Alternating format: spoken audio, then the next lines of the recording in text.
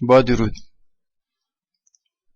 توی این برنامه قراره با هم اپ کاربردی یزد20 رو بررسی کنیم و باهاش آشنا بشیم.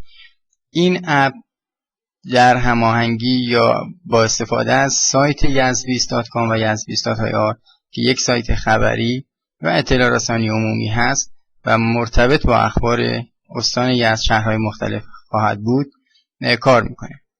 و بعد از اینکه نرم افزار رو نصب کردیم، وقتی اون رو اجرا میکنیم در ابتدای کار اپ حتما خالی هست و هیچ اطلاعاتی داخلش نیست. اگر دسترسی به اینترنت داشته باشین، از اونجا اپ اطلاعات خودش رو بلافاصله به روز رسانی میکنه. همچنان که میبینین این اپ خالی هست و هیچ چیزی داخلش نیست. شروع کرده الان در واقع به روز رسانی خودش رو داره انجام میده و همچنان که میبینین اطلاعاتش رو سریع از سرور دانلود کرد و به مرور داره تصاویرش رو هم در واقع دانلود میکنه.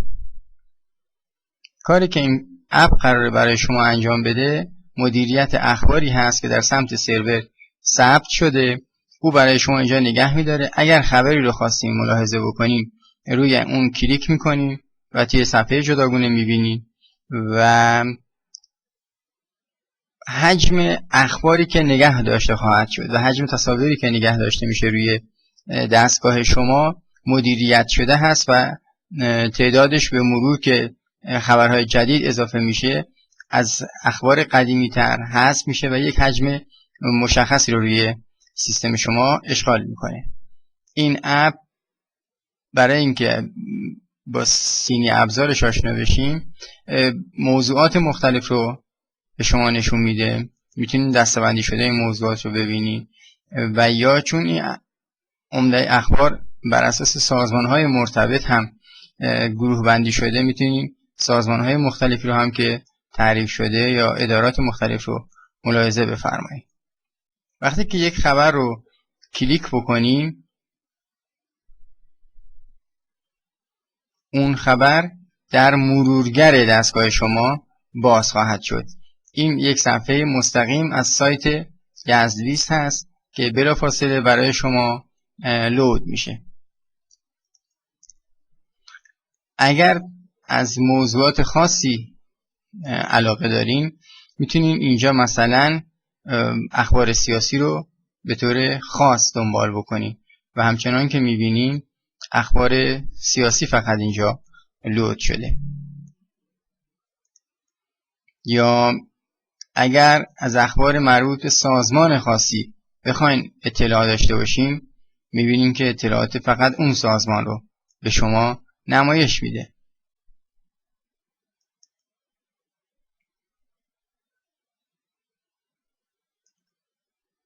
بخش دیگری که توی این اپ پیش بینی شده پیام ها هست. پیام ها ارتباط مستقیم ما با شماست که حاوی اخبار یا پیام های خاصی هست که لازم هست به شما اطلاع داده بشه. قاعدتاً توی این بخش هست که ما از تبلیغات و مشارکت های عمومی هم استفاده خواهیم کرد.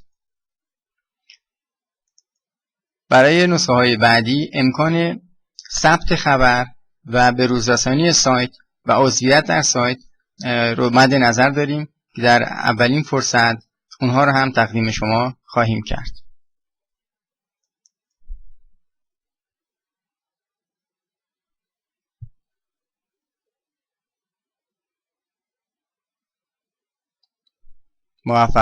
موفق باشید.